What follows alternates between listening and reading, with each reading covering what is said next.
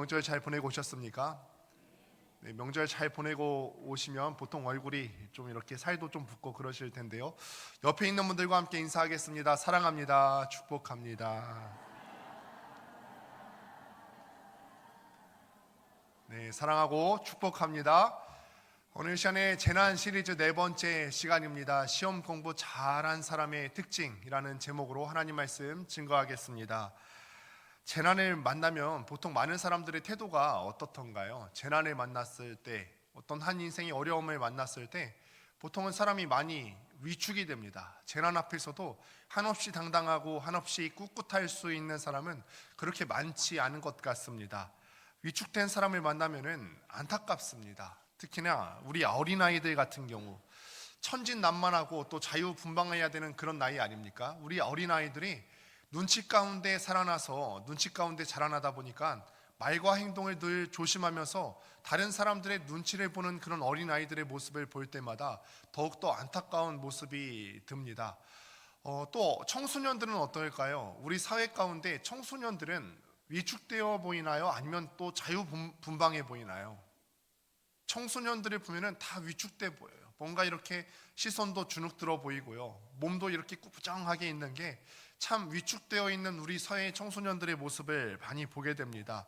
밝고 자유롭게 살기보다는 아마 우리 사회의 분위기가 그런 것 같아요. 학업 스트레스가 유난히 다른 나라에 비해서 많은 것 같고 또 진로에 대한 압박 때문에 마치 청소년기에 꿈과 비전을 찾아내지 못하면 뭐라도 크게 잘못된 것이냐, 사회의 분위기가 그렇다 보니까 우리 청소년들이 한없이 위축되고 한없이 또 소외된 느낌이 없지 않아 있습니다. 이렇게 자라난 사람들은 어른이 되어서도 달라지지 않은 경우들을 봅니다. 어렸을 때부터 위축되어 자라나고 청소년기에서도 눌려서 자라나서 어른이 된 그런 사람들을 보게 되면은 자신의 목소리를 낼 줄도 모르고 다른 사람들의 목소리에 한없이 기가 죽어 살아가고 시선을 의식하고 소극적으로 사는 사람들이 참 많이 있음을 우리가 보게 됩니다. 자유로움이 사라지게 되고요. 다른 사람들의 목소리에 귀를 기울여서 살다 보니까 내 자유로움이 사라지게 되고 또 자유로움에서 솟아날 수 있는 창의성이 있는데 그 창의성이 상실되고 삶의 생기가 사라지게 되는 경우들이 참 많이 있습니다. 그래서 이런 창의로움 속에서 자신만이 살아낼 수 있는 그런 삶의 아름다움이 있는데 그런 삶의 아름다움을 꽃피우지 못한 채 살아가는 사람들이 참 많이 있음을 보게 됩니다. 그런데 이런 위축된 모습이 일반 사람들에게만 보이는 것이 아니라 오늘날을 바라보게 되면 그리스도인과 오늘 한국 교회에서 이런 모습들이 참 많지 않나. 특히나 코로나19 팬데믹을 지나면서 한국 교회 가운데 여러 가지 부정적인 이미지들이 더 씌워졌죠. 어떤 이미지들이 생겨났습니까? 코로나19 팬데믹을 지나면서 최근의 정부의 전후에서 생긴 한국 교회 이미지들에는 어떤 것들이 있을까? 주변을 위해서 우리가 코로나19가 한창일 때 주변을 위해서 사회적 거리두기를 하자 이렇게 정부 지침이 내려왔었는데 이 정부 지침을 따르지 않고 강행한 몇몇 교회와 또 이단들로 인해서 우리 한국 교회의 상식적이지 않은 집단이다 이런 이미지가 생겨나기도 했습니다. 그래서 코로나19가 한창일 때는 어디 가서 그리스도인이라 말하기도 힘들고 직장에서도 나는 교회 다니는 사람이다 라고 말하기 힘들었던 때가 분명히 있습니다. 저도 그때 청년 신방을 다니면서 교회에서 코로나19가 한창이었을 때는 청년들이 저를 큰 소리로 부를 때가 많이 있거든요. 목사님, 여기 자리 맡아놨어요. 근데 별거 아닌 것 같은데 이 말이 한없이 저를 위축되게 만들었던 그런 때가 기억이 납니다. 그런데 지금 이때 목회자들 역시도 위축이 되어 있는 것 같습니다. 여러 목사님들을 지금도 만나보면 많이 힘들어하는 분이 분명히 계세요. 물론 코로나19가 아니더라도 목회가 워낙 어려운 일이기도 하지만 코로나19 팬데믹을 지나면서 어떻게 목회해야 될지 모르겠다면서 막막함을 호소하는 분들이 많이 계십니다. 지금까지도 코로나19 팬데믹 때 감소되었던 주일 예배 성도들의 수가 회복되지 않는다. 지금까지도 예년과 같이 주일 예배에 나오는 성도들의 수가 회복이 되지 않는다면서 한국 교회가 전반적으로 많이 위축이 되어 있습니다. 위축된 사람, 위축된 조직에서는 활기찬 에너지를 찾아보기가 힘들고 생기 있는 에너지를 찾아보기가 힘든 법입니다. 제가 이 위축된 이야기를 하는 이유는 요엘서의 배경이 바로 이런 상황 가운데 쓰여졌기 때문에 그렇습니다. 요엘서는요, 이스라엘 사람들이 한없이 위축될 대로 위축된 상태에서 맞이하고 있는 그런 상황이에요. 우리가 함께 살펴보았지만 요엘서 1장에서 메뚜기 떼 재앙이 4차례 발생함으로 말미암아서 산업이 다 망가졌어요. 국가의 근간이 다 무너졌습니다. 성전에서 예배를 드릴 수가 없고 그 안에서 예배를 통해 솟아날 수 있는 기쁨도 다 사라지고 영성이 다 고갈됐어요. 하나님은 요엘을 통해서 말씀하셨죠. 돌아오면, 회개하고 돌아오면 내가 너희를 받아줄 것이라. 그리고 뿐만 아니라 내가 너희에게 내 영을 물붓듯이 부어줄 것이다. 그러니 제발 돌아와 라고 말씀하셨어요. 그런데 이스라엘 사람들은 이미 위축되었었죠. 국내 정세 그리고 호시탐탐 이스라엘을 노리는 국제 정세로 말미암아서 위축될 대로 위축되었습니다. 그래서 하나님께로 돌아가지 않아요. 그런 이스라엘 사람들에게 다시 한번 하나님께서 말씀하시기를 너희를 회복할 뿐만 아니라 너희가 나에게로 돌아오면 너희를 회복시킬 뿐만 아니라 너희를 위축시키는 모든 대적들을 내가 심판할 거야. 너희를 위축하게 만드는, 너희를 두렵게 만드는 그 모든 대적들, 열국들을 내가 심판할 것이다 라고 말씀하세요. 오늘 본문이 바로 그 내용을 담고 있습니다. 오늘 본문의 시작이 이렇습니다. 1절을 같이 한번 읽어보도록 하겠습니다. 함께 읽습니다. 시작. 보라, 그날 곧 내가 유다와 예루살렘 가운데에서 사로잡힌 자를 돌아오게 할 그때에. 아멘. 우리가 방금 살펴본 개역 개정 한글 성경에는 번역이 되어 나오지 않지만 원래 원어 성경으로 앞에 보시게 되면은 앞에 접속사 하나가 붙게 됩니다. 왜냐하면이라고 하는 접속사가 붙게 돼요. 그런데 왜냐하면이라고 하는 접속사는 보통 어느 때 쓰이죠? 어떤 앞에 있는 문장과 뒤에 있는 문장을 연결을 하는데 앞에 있는 일들이 일어나고 그 일들에 대한 이유를 설명할 때 왜냐하면이라고 하는 접속사가 쓰여지게 됩니다. 그럼 지난주에 어떤 내용이 있었냐면 너희가 내 말을 듣고 돌이키면 경제가 다 회복이 될 거야. 너희 가운데 지금 곡식이 메말랐지? 포도주가 다 없어서 나한테 제사를 드릴 수 없는 그런 상황이었잖아. 그런데 너희가 지금 나에게로 돌이키면 이런 경제들을 다 회복시킬 거야. 그리고 내가 내 영을 너희에게 가득가득 부어줄 거다. 이렇게 될 수 있는 이유가 무엇일까?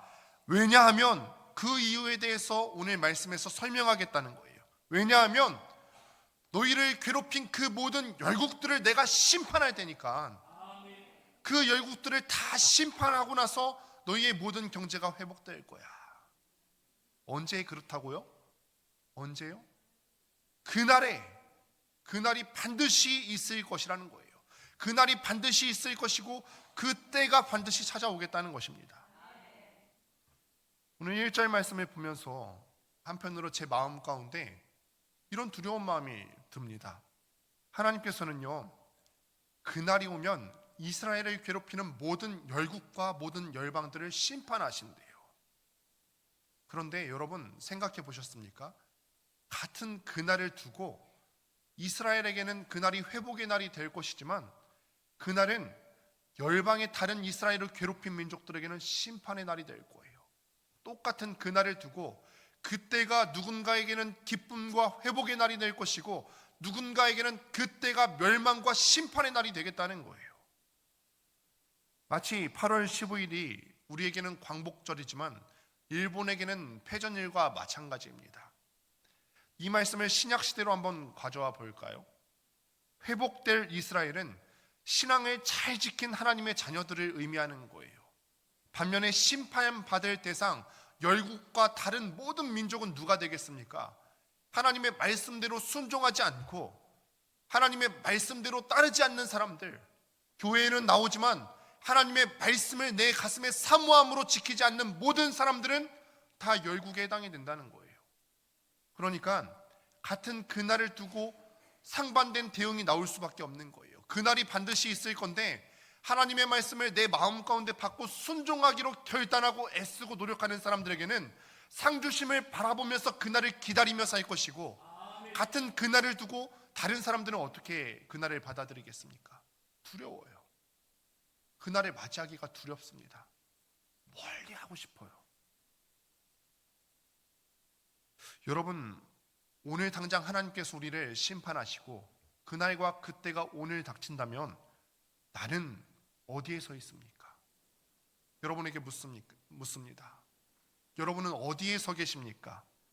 오늘 당장 하나님께서 우리의 마지막 날을 맞이하게 해주신다면 나는 이스라엘 편에 서 있겠습니까? 아니면 심판당하는 열국과 이방 민족들에게 있습니까? 오늘 당장 마지막 날을 맞는다 할지라도 당당하게 하나님 앞에 서 계실 수 있겠습니까?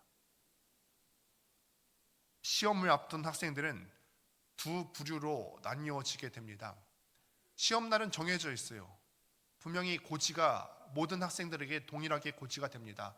누구는 앞에 보고 누구는 뒤에 보는 것이 아니라 동일하게 그 날이 정해져 있습니다. 평상시 시험을 잘 준비한 학생들은 시험이 두렵지 않습니다. 아니, 두려운 게 아니라 그날이 올 것을 기대하고 또 기다립니다. 왜냐하면 내가 그날에 대해서 잘 준비했기 때문에 내가 갈고 닦은 실력을 그날 보이는 날이기 때문에 그날이 올 것을 사모하고 기다려요. 시험이 빨리 왔으면 좋겠습니다. 내가 잘 준비했으니까 그날이 오면 내 실력을 드러낼 찬스예요. 그런데 평상시 공부하지 않았던 학생들은 그날이 다가오면 다가올수록 두려워요. 결과는 이미 다 예정되어 있어요. 내가 공부하지 않았는데 성적이 잘 나올 리 없습니다. 결과는 뻔하게 다 예정되어 있습니다. 예정된 결과에 그날이 다가올수록 내 두려움은 커져만 갑니다. 여러분들의 학창시절은 어땠습니까? 시험 기다려 주셨습니까? 기억도 안 나세요? 요해서를 다루면서 내내 말씀드린 사실이 하나 있습니다. 한 개인이든 한 조직이든 나라든 끝은 반드시 있다는 거예요. 그날이 있고 그때가 있고 한 인생을 보아서도 그 죽음은 누구에게나 다 기다리고 있을 때고 또 우리가 한 인생을 마무리하면서 모든 인생은 다 하나님 앞에 그 심판대 앞에 언젠가 한 번씩은 반드시 서게 될 것이다. 하나님이 정하신 때가 오면요 우리는 모두 다 하나님 앞에 서게 될 그때가 반드시 오게 될 겁니다. 그날이 오기 전에 주어진 모든 시간들은 하나님 앞에 서게 될 그때를 위해서 준비하는 기회입니다. 잘 준비한 사람들은 어떻게 기다리겠습니까? 잘 준비되어 있는 사람들은 마라나타 주 예수여 속히 오시옵소서. 하나님, 내가 잘 준비되어 있습니다. 하나님 앞에 빨리 서기를 원합니다. 내가 주님 앞에 빨리 가기를 원합니다. 사모하며 기다립니다. 그러나 반대인 사람들은 어떻죠? 하나님을 외면하고 살고 교회는 다녔지만 명목생 그리스도인일 뿐이지 하나님의 말씀 한 구절도 내 마음속에 심겨지지 않은 채로 다녔던 명목상 그리스도인들은 두려워요. 다가올 그 심판의 날에 내가 견뎌낼 수 있을까? 다가올 그날이 반드시 있을 텐데 하나님의 심판대 앞에 섰을 때 내가 하나님의 준엄한 목소리 앞에 견뎌낼 재간이 있을까? 바라기는 우리 권능의 모든 권속들이 반드시 맞이하게 될 그 마지막 날이 잘 준비되어서 기대함과 사모함으로 맞아들일 수 있게 되기를 간절히 소망합니다. 이어지는 2절부터 8절까지의 내용을 보면은 하나님의 마지막 심판이 어떻게 이 세상 가운데 이루어지게 되는지 구체적이고 자세하게 설명해 줍니다. 먼저 말씀을 자세하게 2절부터 8절까지의 내용을 살펴보시게 되면 심판의 주체가 하나님이다 라는 사실을 강조하세요. 2절부터 8절까지의 주어를 한번 살펴보실까요? 2절부터 8절까지 내용을 보시게 되면 한 문장이 있으면은 그 문장에서 제일 중요한 게 바로 주어예요. 문장에서 일어나는 행동을 주어가 했다는 거예요. 주어. 그런데 2절부터 8절까지가 심판하는 내용을 다루고 있는데 모든 주어가 하나님입니다. 2절 말씀을 보니까 내가 모아 데리고 내려가 심문할 것이며, 또 4절 말씀을 보니까 내가 돌릴 것이고, 또 7절부터 8절 말씀을 보니까 내가 일으켜 나오게 하고 너희 머리에 돌려서 팔리니. 지금 2절부터 8절까지의 내용은 하나님께서 심판하실 것이다 라고 말씀하는 내용인데, 그러니까 하나님께서 말씀하시는 것이다 보니까 여기서 나라고 하는 것은 하나님 당신을 의미합니다. 또 열국들에게 말씀하시기를 너희가 내 소유인 이스라엘 사람들을 괴롭혀 내가 너희에게 반드시 심판할 거야. 내가 그렇게 심판할 거다.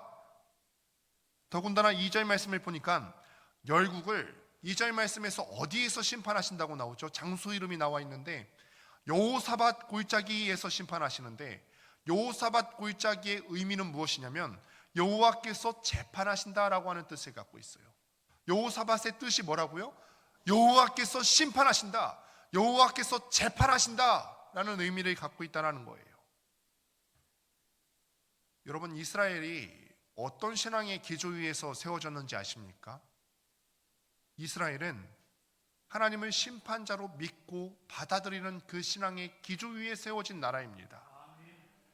이스라엘 사람들은요, 과거 애굽에서 종살이하다가 출애굽할 때 하나님께서 자신들을 괴롭혔던 그 애굽 사람들을 어떻게 심판하시는지 두 눈으로 똑똑하게 목도했어요. 심판하시는 하나님에 대해서 분명히 봤어요. 10가지 재앙을 이스라엘 애굽 나라 가운데 내리셔서 하나님이 그 이집트를 어떻게 심판하시는지 똑똑히 봤다고요. 그리고 애굽뿐 아니라 하나님께서 가나안 땅도 심판하셨죠. 이스라엘 사람들이 가나안 땅에 들어갈 때 하나님께서 이스라엘 사람들에게, 가나안 전쟁을 치르는 이스라엘 사람들에게 한 가지 명령하신 게 있었죠. 어떤 명령을 하셨죠? 그 땅에 들어갔을 때 그 땅에 생명 있는 것들을 다 진멸하라. 진멸하다라고 하는 말은 다 죽이라는 거예요. 없이라는 거예요. 어떤 분은 이렇게 질문합니다. 하나님, 너무 잔인하신 분 아니세요? 이스라엘 사람들만 편애해서 이스라엘 사람들한테만 땅 주려고 가나안 사람들을 다 죽이라고 명령하신다니 하나님 너무 잔인하신 분 아니세요? 너무 불공평하세요. 이렇게 말씀하시고 또 오해하시는 분들이 계십니다. 그런데 여러분, 이게 오해하시는 내용이 아닙니다. 창세기 15장을 보면은 하나님께서 믿음의 조상인 아브라함에게 땅을 주시겠다고 약속하시는 장면이 나옵니다. 그런데 하나님께서 아브라함에게 그 땅을 그 즉시 주시겠다고 말씀하시는 게 아니에요. 4대 후에 주시겠다고 하는데요, 그 이유가 16절에 이렇게 나오게 됩니다. 같이 한번 읽어보도록 하겠습니다. 시작. 내 자손은 4대 만에 이 땅으로 돌아오리니 이는 아모리 족속의 죄악이 아직 가득 차지 아니함이니라 하시더니. 아멘. 옛날 성경에 보면은 아모리 족속의 죄악이 아직 관영하지 않았다. 그러니까 하나님께서 그 죄악이 가득 찰 때까지 아모리 족속에도 계속 기회를 주시는 거예요. 아직 너희 죄가 가득 차지 않아서 너희는 지금 심판할 때가 아니라는 거죠. 아모리 족속은요, 가나안의 7 원주민들이 있는데 그 7 족속 중에 하나입니다. 하나님께서 아무리 가나안 땅을 아브라함에게 주시겠다고 약속하셨어도 무작정 가나안 족속을, 야, 내 자녀들 들어가야 되니까 너희는 나가, 야, 살던 거 다 필요 없어, 다 접고 나가야 돼, 무작정 쫓아내시는 게 아니에요. 그런데 400년이 흐르고 4대가 흘러서 시간이 흘러서 가나안의 죄가 하나님 보시기에 눈뜨고 못 볼 지경에 이르렀습니다. 살아있는 아이를 인신공양으로 몰렉신에게 드리고요, 가나안 족속에서 이사를 갈 때 어떤 문화가 있었냐면은 아이를, 영아 제사를 드리는데 아이를 회반죽해서 벽에다 발라요. 우리 도배하듯이 살아있는 아이를 회반죽해서 도배를 하면은 그 집에 들어갈 때 평안할 거다. 그런 문화가 가나안 땅 가운데 성행했고, 바알과 아세라를 위해서 신전 창기가 가득했어요. 그 땅에 음란함이 가득했고 성적인 문란이 그 땅에 가득했어요. 그래서 하나님께서는요, 이스라엘을 도구 삼아서 가나안 땅을 심판하신 거예요. 하나님께서 불공평하셔서 가나안 사람들은 무작정 쫓아내시고 이스라엘 사람들이 그 땅에 들여보내신 것이 아니라 가나안 땅이 망한 이유는 가나안의 죄 때문에 망한 것입니다. 애굽과 가나안 땅을 심판하시는 하나님의 모습을 보면서 이스라엘 사람들은 한 가지 생각해야만 했던 것이 하나 있죠. 어떤 것들을 깨달았어야 했을까요? 하나님 앞에 죄 지으면 심판받는구나. 하나님은 심판하시는 하나님이구나. 애굽도 그렇게 심판받았고 가나안 땅도 그렇게 심판받았어요.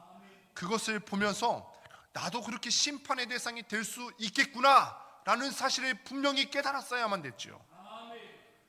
그런데 불행히도 이스라엘 사람들이 하나님을 두려워하지 않고 하나님을 경외하지 않고 하나님과 세상을 같이 섬기면서 그 자신이 마치 심판받던 때의 애굽 사회의 모습처럼 변해갔고, 그 자신이 심판받던 때의 가나안 땅의 문화를 다 흡수하기 시작했어요. 똑같아졌어요. 그래서 요엘서 다음에 나오는 아모스서의 주제가 바로 이것입니다. 결국 이스라엘도 똑같이 열방 민족들뿐만 아니라 이스라엘도 똑같이 하나님 앞에 심판받겠다라고 하는 내용이 아모스서의 주제예요. 오늘 살펴보는 본문에서 하나님은 이스라엘을 괴롭힌 나라들을 심판하시겠다 하는데, 그래서 이 내용들을 종합해 보면 또 이렇게 바라볼 수가 있는 거죠. 너희도 내 말에 순종하지 않으면 너희를 포함해서 세상 모든 나라와 모든 민족들과 모든 열국들을 다 심판할 거야. 나를 무서워할 줄 알아야 돼. 하나님께서 이스라엘 사람들에게, 또 시간과 시대를 건너뛰어서 오늘을 살아가는 그리스도인들에게 요엘서의 말씀을 통해서 이렇게 말씀하시는 거예요. 너희는 나를 무서워할 줄 알아야 돼. 나는 심판하는 사람이야.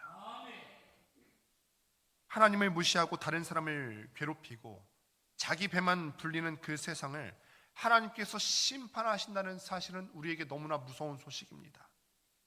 우리는 정도 차이만 있지 하나님을 두려워하지 않는 모습이 너무나 많습니다. 수많은 죄의 유혹이 우리 가운데 몰려오지 않습니까? 그럴 때마다 우리가 생각하기를 짓고 나서 회개하면 되지 뭐. 그런데 일전에 말씀을 드렸다시피 하나님께서는 용서 자판기가 아니세요. 그래서 요엘 선지자가 분명히 말씀하신 바가 있죠. 너희가 혹시나 회개하면 혹시 하나님께서 용서하실까? 용서의 주권은 하나님께만 있는 거예요. 그러니 우리가 죄를 지을 때 하나님을 두려워함으로 하나님 앞에서 그 죄의 유혹을 물리칠 수 있어야만 되는 거죠. 이스라엘이 가나안 땅에 들어가서 처음 죄를 짓기 시작할 때 그런 생각 안 했을까요? 우리 조상 세대에 하나님께서 애굽을 심판하셨고 가나안 땅을 심판하셨다고 듣기는 들었는데, 에이 뭐 한 번쯤이야 별일 있기야 있겠어. 우리가 죄를 지을 때 그렇게 짓지 않습니까? 한 번쯤이야 뭐. 바로 심판받는 것도 아닌데. 그러다 어떻게 됐다고요? 가나안을 향했던 하나님의 몽둥이가 이스라엘을 향하게 되었다는 거예요. 여러분 기억하십시오. 하나님께서 그렇게 말랑말랑하지 않으십니다. 저와 여러분이 하나님 앞에서 호람대우하면서 매일같이 우리의 삶을 돌아보면서 살아갈 수 있게 되기를 주님의 이름으로 축원합니다. 심판하시는 분이 하나님이라면 그 다음 중요한 것은, 그렇다면 하나님께서는 왜 심판하시는가? 심판의 이유가 중요합니다. 본문을 보면은 주변 강대국들이 하나님의 백성인 이스라엘의 저지른 일 때문에 심판을 받는다 밝힙니다. 3절부터 6절 말씀을 보니까 제국들이 이스라엘에 저지른 그 사악하고 부도덕한 행위들이 어떤 것들이 있는지에 대해서 낱낱이 고발합니다. 3절 말씀을 보니까 소년과 소녀를 어떻게 잡아다가 학대했는지 나오게 됩니다. 소년을 잡아다가 기생과 바꾸고 소녀를 잡아다가 술로 바꿉니다. 인간이 인간에게 저지를 수 있는 가장 최악의 범죄 중에 두 가지가 바로 이것이죠. 아동학대랑 또 인신매매예요. 그런데 이 범죄의 목적이 뭐라고요? 고작 기생을 넣고 술을 마시기 위해서랍니다. 성적 타락과 음주를 위해서 아동을 학대하고요, 심지어 그들을 잡아다가 인신매매를 한대요. 자신을 방어하지 못하는 약자들 중에서 그나마 소년과 소녀는 가치가 있어서 이렇게 대합니다. 그런데 가치가 없다고 생각하는 나머지 약자들은 얼마나 학대하겠어요. 소년과 소녀들을 이 정도로 학대할 정도라면은 가치가 없다고 판단되는 노약자들이나 장애가 있는 사람들은 외국 사람들이 이스라엘 사람들을 얼마나 학대했을까요? 6절 말씀을 보니까 이스라엘 사람들이 그리스에 팔아넘겼다는 이야기가 나오고, 그런데 하나님께서는요, 출애굽기와 신명기에서 인신매매를 율법으로 금지했고 어긴 사람은 반드시 죽일지니라 라고 명령하셨어요. 여러분, 오늘날 우리가 약자를 어떻게 대하는지 우리의 태도를 돌아봤으면 좋겠습니다. 오늘 우리가 자신을 방어할 수 없는 사람이라면 노약자가 될 수도 있을 것 같고, 또 장애가 있는 분들일 수도 있을 것 같고, 또 외국인 노동자일 수도 있습니다. 누구든 우리의 입장에서 봤을 때 의뢰의 자리에서 자기의 목소리를 내지 못하고 있는 사람들이 있다면 다 약자예요. 바라옵건대 우리가 정말 약자를 돌아볼 수 있는 사람들이 되었으면 좋겠습니다. 하나님은 그런 약자를 착취하거나 약자를 차별하거나 약자를 그 약함을 이용해서 착취하는 일에 분노하세요. 심판하십니다. 우리가 이 사실을 명확하게 기억할 수 있게 되기를 바랍니다. 또 5절 말씀을 같이 한번 읽어보도록 하겠습니다. 함께 읽습니다. 시작. 곧 너희가 내 은과 금을 빼앗고 나의 진귀한 보물을 너희 신전으로 가져갔으며 아멘.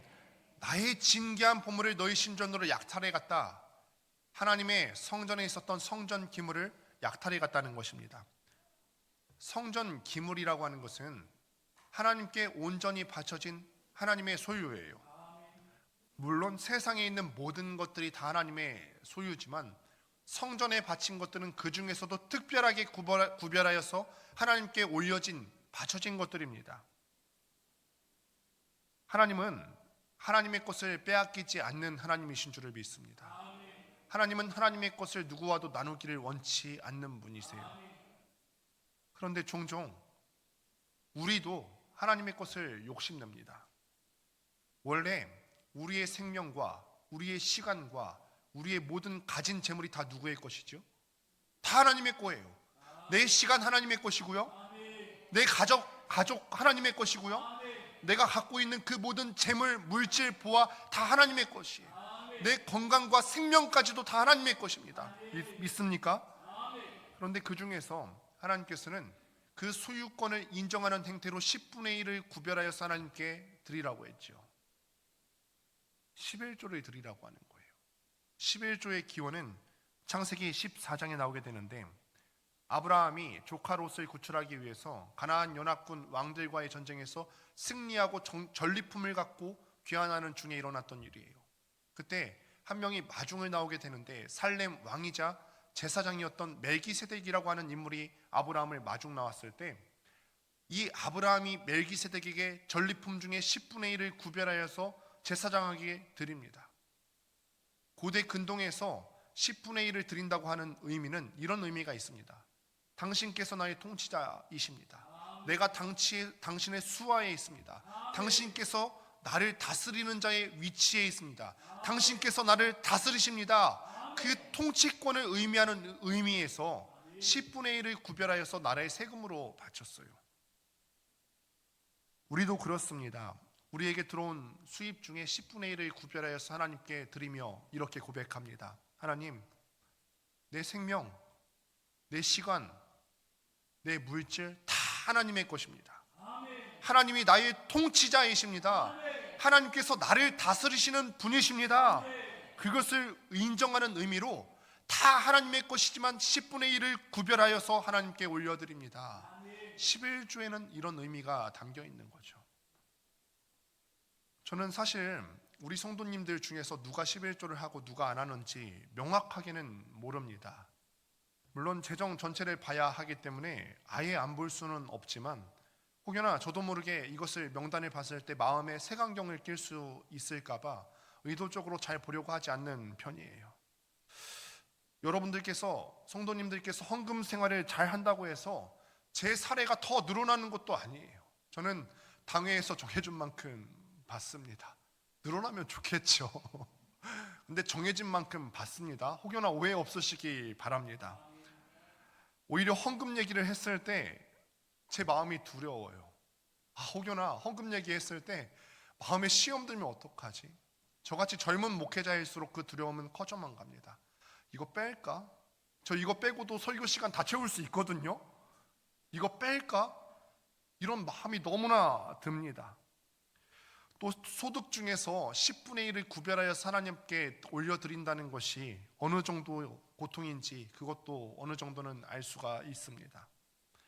제가 전도사 시절에 80만 원 사례를 받았어요. 80만 원.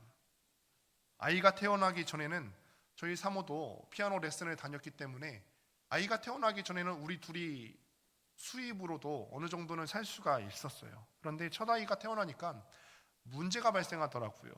저희 사모가 레슨을 못 다니니까 수입이 온전히 전도사 사례비였던 80만 원으로 우리 둘이 살아야 되고, 아이 분유값 챙겨야 되고, 기저귀값 그걸로 사야 되고 다 해야 돼요.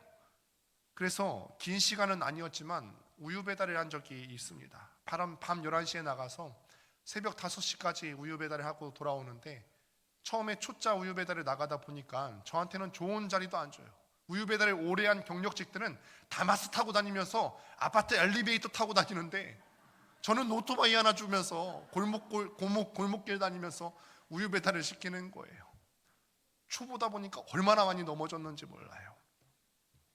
그렇게 우유 배달하고 한 달 지나고 나서 보니까 80만 원 딱 들어오더라고요. 이 80만 원 딱 들어왔는데 11조를 떼야 되잖아요. 근데 예전 같았으면은 8만 원이 뭐예요? 10만 원 드리죠. 2만 원 얹어서 10단위로 끊어서 드리죠. 그런데 제가 10만 원 드렸을까요? 8만 원 드렸을까요? 저를 너무 작게 보신 거 아니에요? 사실 8만 원 드렸어요. 10만 원 드렸으면 좋겠는데 8만 원 딱 놓고 보니까 손이 떨려요. 이거 내가 어떻게 번 건데? 그래서 제 마음에 이런 마음이 들었어요. 하나님, 80만 원의 11조는 8만 원이에요. 마음 같아서는 바로님 딱 해서 10만 원 뚝 떼어서 하고 싶은데 10만 원은커녕 8만 원 드리는 내 마음조차도 이렇게 아까워하는 마음이 있네요. 11조 바치는 것이 쉽지 않은 결정임을 제가 잘 알고 있어요. 그럼에도 이 말씀은요, 성경을 가르치는 성경 교사로서 양심상 피할 수가 없어서 올려드립니다. 성경에는 11조에 대해서 너무나 많은 기록이 나와 있고, 오늘 말씀에도 보면 하나님의 것을 훔치면, 성전 기물을 훔치면, 하나님의 것을 도둑질하면 어떻게 된다고요? 심판받는다. 드리면 대단한 신앙인이 되는 것이고, 안 드리면 말고의 문제가 아니라 안 드리면 심판받는다. 그것은 내 것을 도둑질하는 것이기 때문에 심판받는다. 그러니 여러분들 하나님의 것을 하나님께 올려드리는 일에 주저하지 마시고 용기를 낼 수 있게 되기를 바랍니다.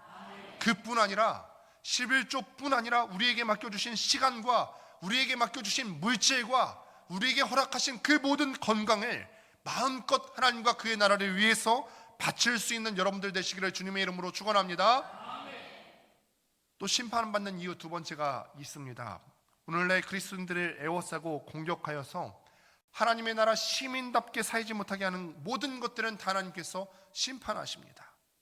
모든 생명체와 하나님의 작품인 인간을 유린하고 공격하는 것들을 하나님께서는 다 심판하십니다. 그래서 하나님께서 심판하실 이 세대와 이 시대의 대적들에는 어떤 것들이 있는지 우리가 우리의 눈을 열어서 바라보는 것이 정말 중요합니다. 디지털 네이티브라고 하는 말이 있습니다. 이 단어를 들어보셨어요? 디지털 네이티브. 태어날 때부터 디지털 기기에 익숙한 세대가 등장하고 있다는 거예요. 얼마 전 아이들을 데리고서 서울랜드에 가보니까 한 코너가 옛날식으로 꾸며져 있더라고요. 어떤 문구 가보았더니 옛날 전화기 있잖아요. 이렇게 돌려서 하는 전화기. 그리고 옛날 TV 이렇게 틀은 그런 텔레비도 있고요. 옛날식으로 코너가 잘 꾸며져 있어요. 스마트폰이 없던 시절이 기억이 나십니까? 스마트폰이 없던 시절, 유선전화와 또 옛날 TV가 있던 그런 시절이 분명히 있었어요. 스마트폰이 없었어도요, 지금은 스마트폰으로 카카오톡 하면서 야 언제 몇 시에 만나자 이러잖아요. 근데 옛날에는 이런 카카오톡이 없어도 때만 되면 잘 모였어요. 저는 시골에서 살았기 때문에 심지어 어떻게 모였냐면, 저희 집이 조금 언덕 위에 있었는데 거기서 뻐꾸기 소리를 내요. 그 뻐꾸기 소리를 내면 제 친구들이 다 모였어요. 언제까지 놉니까? 해가 뉘엿뉘엿질 때, 엄마가 밥 먹으라고 부를 때 엄마가 큰 소리로 외치죠. 야 밥 먹어! 누구야 밥 먹어! 하면 온 동네에 그 소리가 울려서 그 소리 듣고 아이들이 다 파했어요. 그런 시절이 있었어요.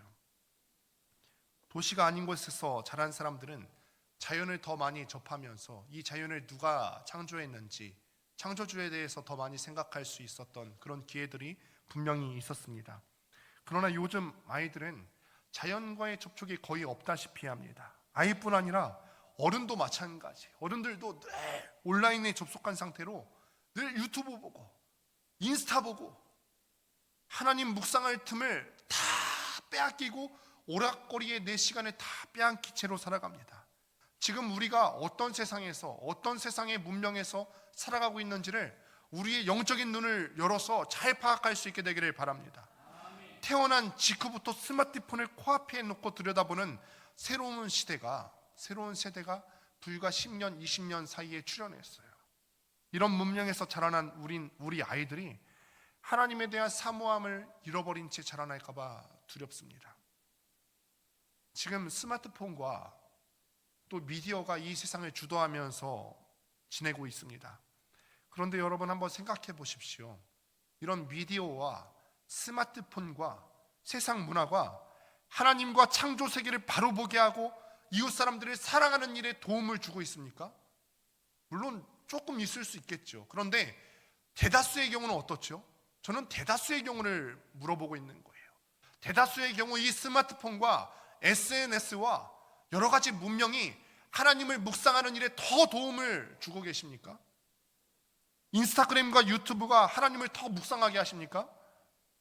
현재 상황을 통렬하게 경고하기는커녕 오히려 더 성적이고 더 폭력적이고 자극적인 눈요깃거리를 찾게끔 만들고 있지는 않습니까? 결국 이런 것들이 우리를 하나님으로부터 점점점 멀어지게 만든다는 거예요.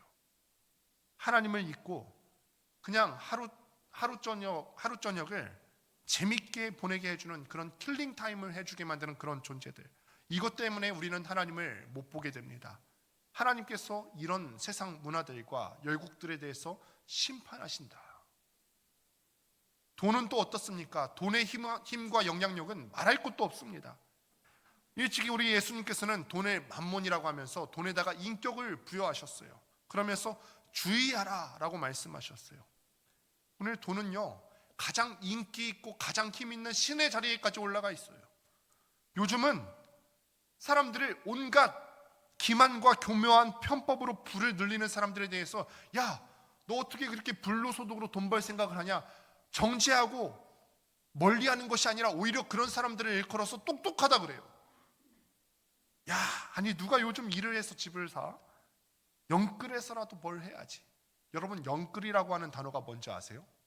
영혼까지 끌어담아서, 영끌해서 영혼까지 다 끌어담아서라고 하는 말이래요. 그래서 심지어 교회에서조차도 모이면 재테크 얘기하고, 모이면 주식 얘기하고, 모이면 코인 정보 교환하느냐고 시간을 다 보내는 교회도 있다고 합니다. 우리 교회에서는 그런 얘기 안 했으면 좋겠어요. 우리 교회에서는 그런 얘기 일절 안 했으면 좋겠습니다. 물론 어떤 정당한 주식 투자나 여러 재테크를 어떻게 해야 할지는 더 공부하고 논의해야 합니다. 하지만 제가 여러분들에게 말씀드리는 것은 그 무엇이 되었든 우리의 경제 활동이 우리를 하나님으로부터 멀어지게 한다면, 우리의 경제 활동이 우리가 이웃에 대해서 사랑하고 하나님을 사랑하는 일로부터 더 멀어지게 한다면 우리는 속고 있는 거예요. 악한 것입니다. 그러니 우리가 눈에 보이는 적과는 싸우기가 쉽습니다. 하지만 우리는 눈에 보이지 않는 적과도 싸울 수 있는 눈이 열려질 수 있게 되기를 간절히 소망합니다. 꼭 기억하셔야 합니다. 하나님을 사랑하고 이웃을 사랑하는 일에서 우리 마음을 멀어지게 하는 것은 그것이 무엇이든 간에 하나님께서 심판하신다. 우리가 깨워서 잘 분별하여서 심판의 길에서 멀어질 수 있게 되기를 주님의 이름으로 축원합니다. 말씀을 맺습니다. 시험날을 앞두고 준비가 잘 된 학생은 그날이 두렵지 않습니다. 오히려 그날이 기다려지고 사모되어집니다. 준비한 것을 증명할 수 있는 기회니까요. 여러분은 어떠십니까? 그날은 반드시 있어요. 오늘 1절 말씀도 보니까 그날도 있고 그때도 있고, 그때는 각 인생들마다 분명히 정해진 그때가 있을 텐데 잘 준비되어 계십니까? 하나님을 사랑하고 사람을 사랑하는 일에 영끌에서 영혼을 끌어다가 내가 하나님을 사랑하고 영끌에서 사람을 사랑하고 계십니까? 그날은 누구 하나 예외 없이 모든 사람에게 찾아옵니다. 부디 하나님께서 기회를 주시고 계시는 지금 이때에 깨어서 잘 분별하여서 영혼의 때를 위해서 잘 살아갈 수 있게 되기를 주님의 이름으로 축원합니다. 기도하겠습니다.